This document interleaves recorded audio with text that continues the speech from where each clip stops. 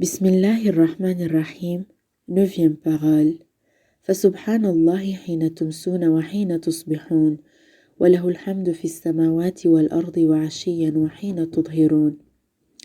Ô frère, tu m'interroges sur la sagesse de la prescription des 5 temps précis de la prière quotidienne. Parmi beaucoup d'exemples de sagesse, nous n'en citons qu'un. Oui, comme le temps de chaque prière est le début d'un important changement, le miroir d'une grande gérance divine, et comme dans cette gérance existent des bontés entières et divines, c'est pourquoi la prière est commandée. Elle signifie remerciement et louange pour l'ensemble des innombrables bienfaits rassemblés entre deux prières. Elle signifie glorification et exaltation, particulièrement en ces moments-là à l'égard du Tout-Puissant glorieux. Pour comprendre en partie ce sens délicat et profond, il faut écouter 5 approches avec mon âme. Première approche.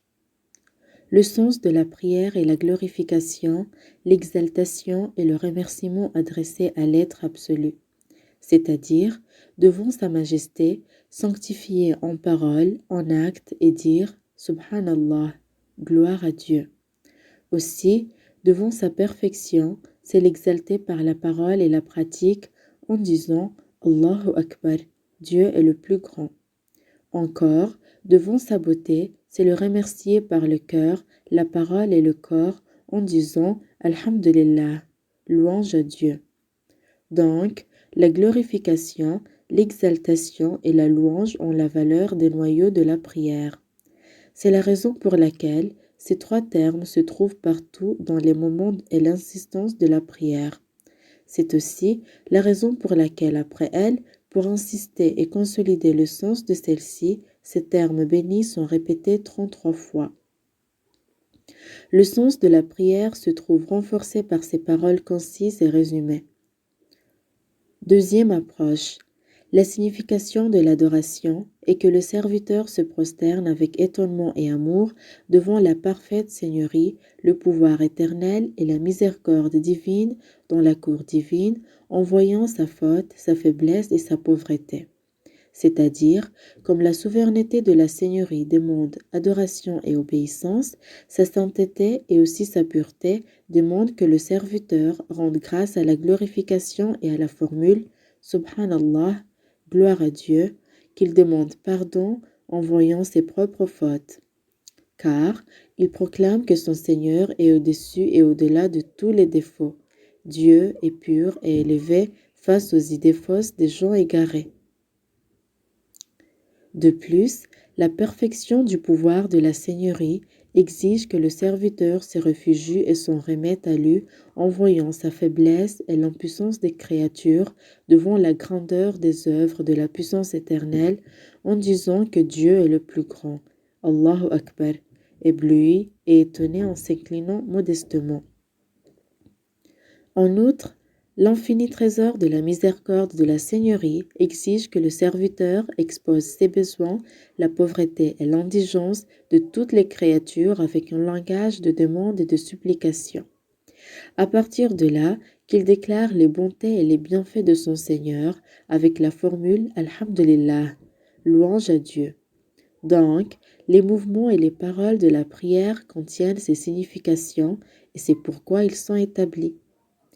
Troisième approche. Puisque l'homme est le microcosme de ce monde immense et que la noble sourate Al-Fatiha est un exemple lumineux de ce glorieux Coran, de même, la prière aussi est là un index lumineux qui comprend toutes les sortes d'adoration.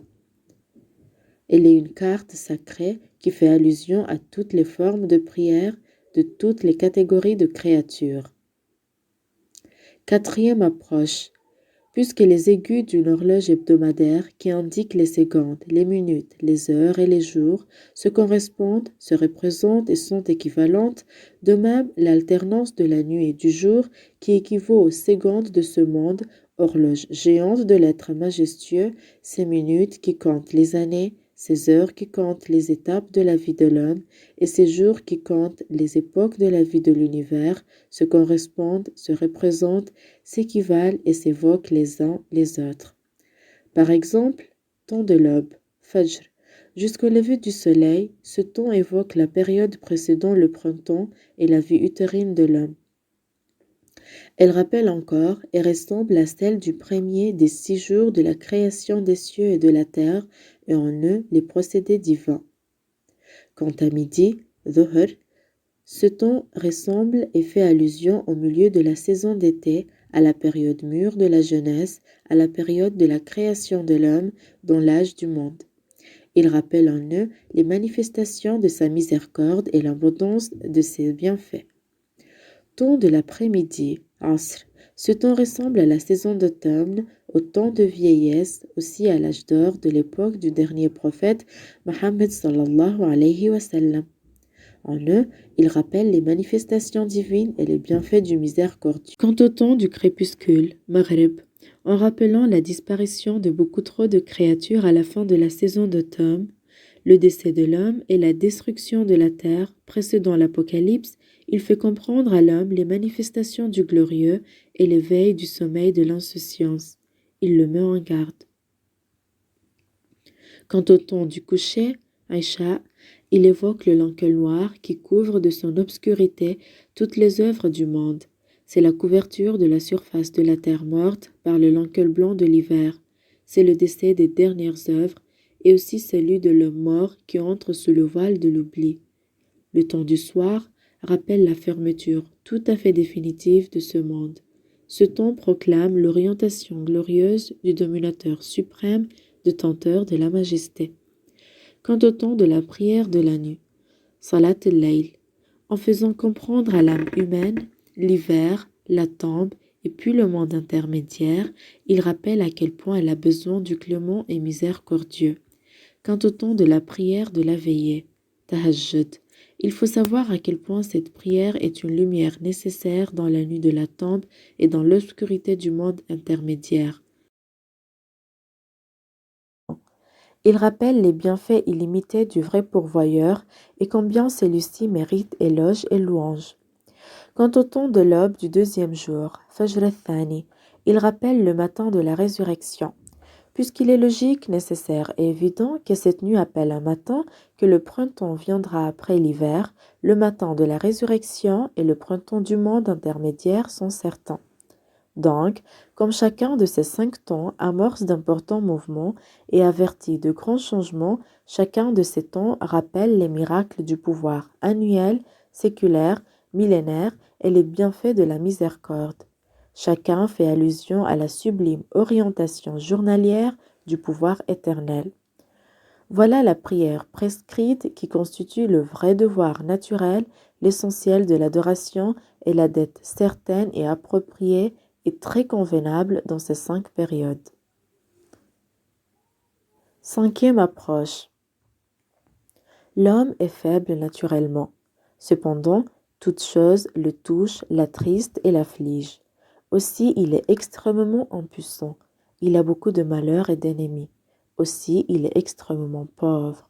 Ses besoins sont très nombreux. Il est paresseux et impuissant. Or, les charges de la vie lui sont extrêmement lourdes. Puis, il est lié à tout l'univers. Pourtant, la séparation et la disparition des choses qu'il aime et qu'il fréquente sans cesse l'affligent. Aussi, la raison lui montre les buts élevés et le fruit éternel.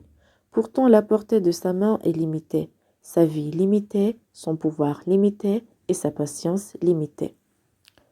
Voilà, dans cette situation, on comprend clairement combien il est nécessaire qu'à l'aube, une âme s'adresse à la cour du Tout-Puissant glorieux, beau et miséricordieux. Il est nécessaire par la supplication et la prière de lui envoyer sa requête, de lui demander succès et secours. Il est indispensable d'avoir le point d'appui pour supporter les devoirs dont il aura la charge et les travaux qui lui arriveront dans l'espace d'un jour. Aussi à midi, Dhuhr, c'est le point culminant du jour. Bientôt il va décliner. Les travaux quotidiens se développent. C'est un moment de répit par rapport à la pression des occupations. À ce moment, l'âme a besoin de respirer à cause de l'insouciance et l'étourdissement que donnent les affaires temporelles harassantes, les affaires du monde passager. C'est aussi un moment où les bienfaits divins se manifestent. Celui qui ne comprend pas combien c'est beau, agréable et convenable de faire la prière de midi en sauvant de la pression l'âme humaine, en l'attirant de l'insouciance, en la sortant des choses insignifiantes et passagères, en allant à la cour du vrai pourvoyeur qui est le Tout-Puissant éternel, en se joignant les mains, en remerciant, en louant pour la totalité les bienfaits, celui qui prie dévoile son incapacité en s'inclinant devant sa majesté et sa grandeur, en déclarant son étonnement, son amour et son humilité, en se prosternant devant la perfection infinie et la beauté incomparable. La prière de l'après-midi, Asr, c'est un moment qui ressemble et rappelle la saison mélancolique de l'automne, le triste état de la vieillesse et les douloureux temps de l'Apocalypse. C'est le temps de déclarer l'aboutissement des tâches quotidiennes, un moment où l'ensemble des bienfaits divins que l'homme a reçus ce jour-là, comme par exemple la santé, la validité, la possibilité d'accomplir de bons services. C'est encore le signal du déclin du soleil.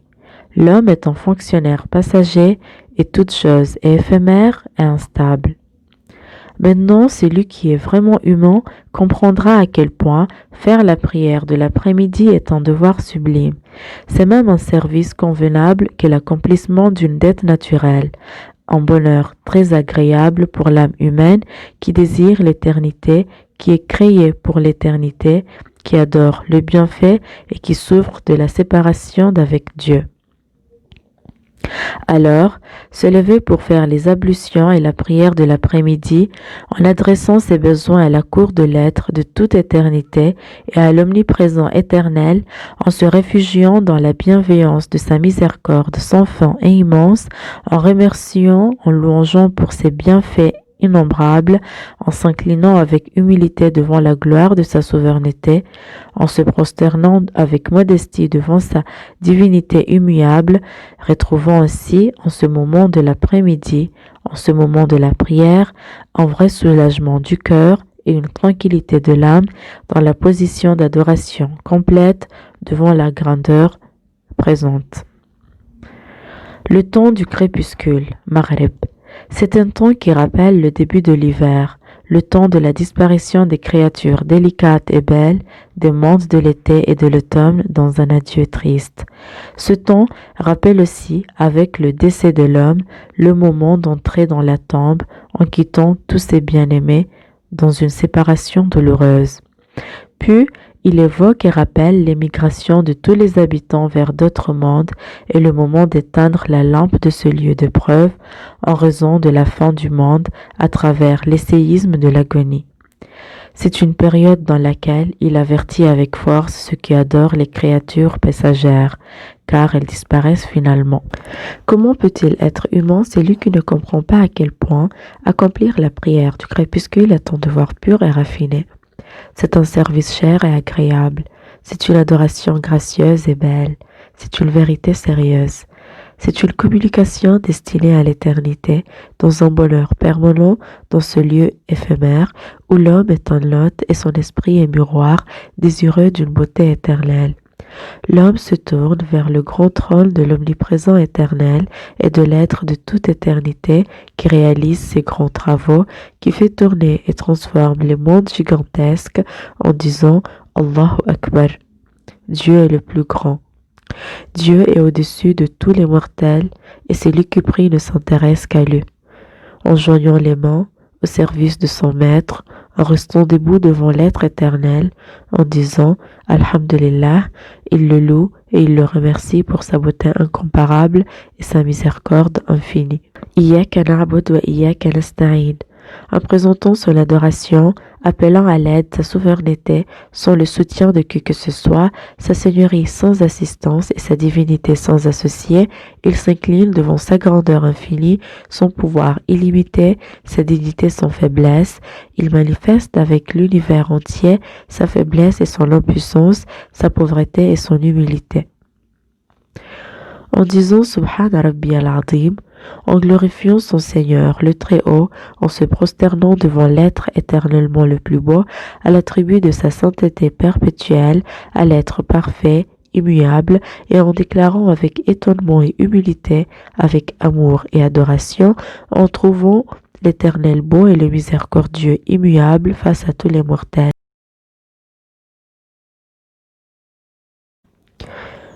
En disant Subhana Rabbi al-A'la, l'homme qui prie vénère son Seigneur le Très-Haut, il le trouve éternel, dépourvu de défaut. Il s'assoit pour offrir en son nom à l'Éternel beau et glorieux les salutations bénies et les excellentes prières de toutes les créatures. Il salue son très noble envoyé en manifestant son obéissance à ses ordres et en renouvelant son allégeance pour éclairer sa foi. Il observe la sage organisation de ce palais qu'est l'univers.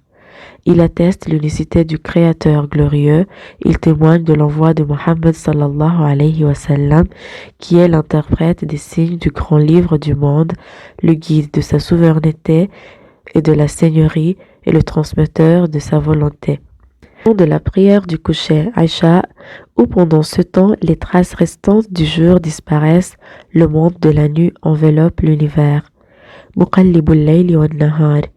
Il évoque le Tout-Puissant glorieux qui transforme la page blanche en page noire avec sa direction seigneuriale et qui transforme aussi la page décorée verte de l'été en page froide et blanche de l'hiver.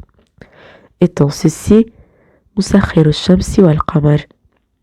Il évoque encore le sage parfait qui rappelle la direction divine, étant ceci aussi, ce ton rappelle les actes divins du Créateur, de la mort et de la vie qui font que, avec le temps écoulé, même les traces restantes des habitants des tombes ayant rompu avec ce monde passent tout à fait dans l'autre monde.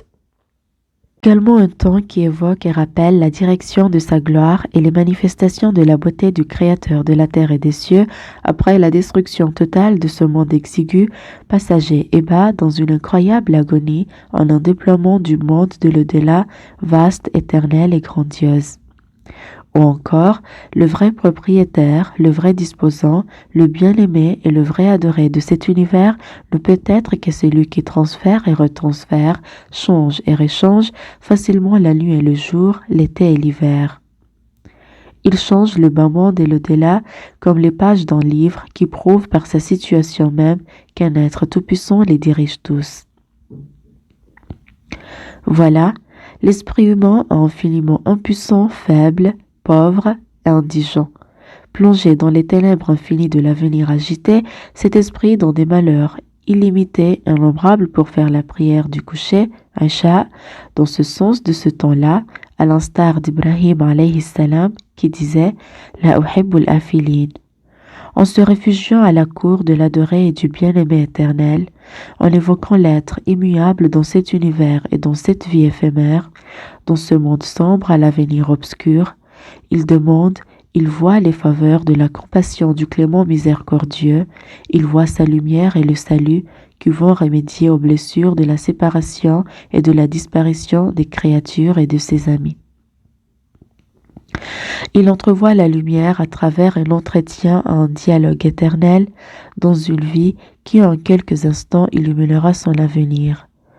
Se lever pour la prière, c'est oublier le monde qui l'eut pour un temps à oublier l'esprit de celui qui prie. Il s'est caché en présentant à la cour divine ses problèmes à travers les larmes de son cœur. Il fait avec précaution son dernier devoir d'adoration avant d'entrer dans le sommeil qui ressemble à la mort. Il termine ainsi le registre de ses actions journalières sur une bonne fin. C'est ainsi qu'il se présente avec un adoré et un bien-aimé éternel, alors que habituellement il se présente devant les êtres qu'il aime mais qui sont mortels. Il est face au Tout-Puissant généreux et non devant ces êtres impuissants auprès desquels il mendie. L'homme demande la charité à un protecteur miséricordieux afin d'échapper au mal causé par les êtres nuisibles qui le font trembler. Aussi, commencer par la sourate d'ouverture, Al-Fatiha, c'est-à-dire faire l'éloge et louer un parfait absolu, autosuffisant absolu à un miséricordieux généreux qui est Seigneur des mondes, au lieu de louer et de reconnaître les créatures imparfaites, pauvres, inutiles et instables. C'est s'élever au niveau de lui adresser la parole Iyyaka na'bud, c'est-à-dire s'élever dans cet univers au rang d'un noble invité choyé et d'un serviteur important en dépit de sa médiocrité, de son insignifiance et de son isolement, grâce à son affiliation au maître du jour de la rétribution qui est souverain de toute éternité. en disant Iyyaka na'budu wa iyyaka nasta'in, c'est lui présenter au nom de toutes les créatures les adorations et les appels à l'aide de la plus grande communauté et de la plus grande association des êtres. En disant Ihdina as-sirat al-mustaqim, c'est demander encore dans l'avenir obscur le droit chemin qui est le chemin lumineux menant au bonheur éternel et se courber en disant Allahu Akbar, Dieu est le plus grand, en pensant à la grandeur de la personne glorieuse dont les soleils cachés sont semblables aux végétaux et aux animaux endormis, et en pensant aux astres éveillés, chacun soumis à son ordre comme un soldat. Une lampe est un serviteur dans ce monde qui est comme une auberge. Et il pense à la plus grande prosternation des créatures. Celles-ci sont endormies durant la nuit. Ils accomplissent leur devoir d'adoration sur terre, devoir annuel et séculaire, ces créatures diverses de la même terre, du même univers, semblables à une armée organisée. Mais au soir, sur l'ordre de Dieu, le soldat obéissant et l'armée tout entière seront démobilisés. Par là, Kun fayakun. Ces créatures, quand elles sont tournées vers le monde invisible, quand elles se prosternent dans un ordre parfait sur le tapis de prière au coucher du soleil, en disant Allahu Akbar, Dieu est le plus grand.